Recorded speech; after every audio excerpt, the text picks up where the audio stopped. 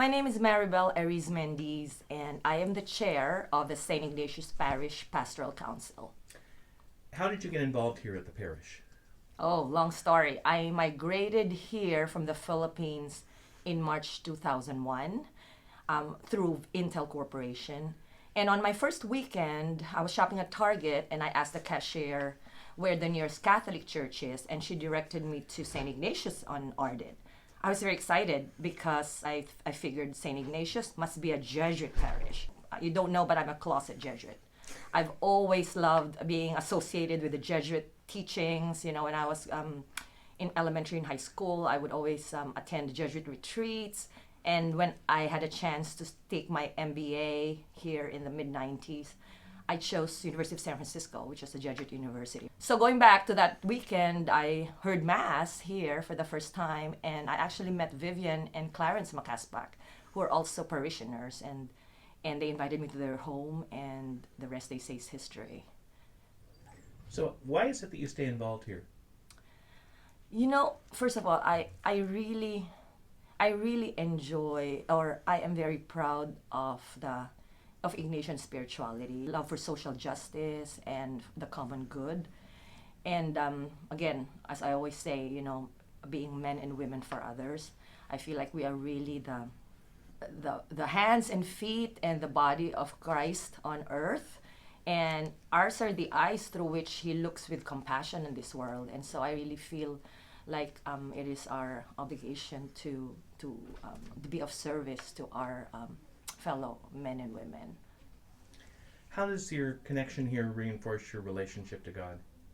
First of all, you must know that aside from being the chair of the Parish Pastoral Council, which is really a step up of my involvement, I had always been a Eucharistic minister or extraordinary minister of communion and a lector ever since 2001. So for the past 19 years, I've really been lecturing.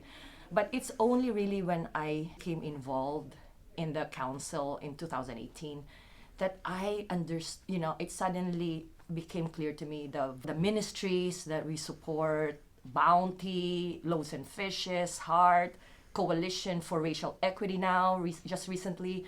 And I realized, wow, this is really a demonstration of how we are able to serve our needy and underserved brothers and sisters here in our community. So that's how I really feel that we are really doing the work of Jesus on earth.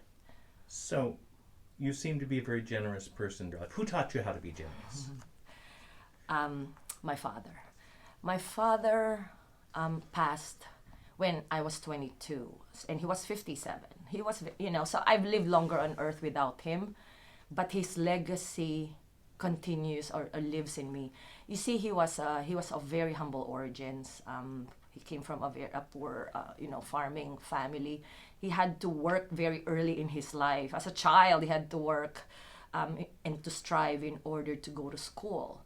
And he was very blessed that he was able to get educated, and he rose up the corporate ranks in the Philippines. And so but even then, he never failed to look back at his roots and to give back, whether it is sending our poor relatives to school or lending money to families of our relatives who, to start up their lives.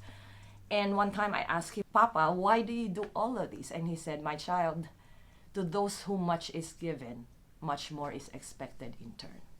And I never forgot that. And I said to myself, I've been very blessed in my career and I live a comfortable life. And I said, I have to pay it forward.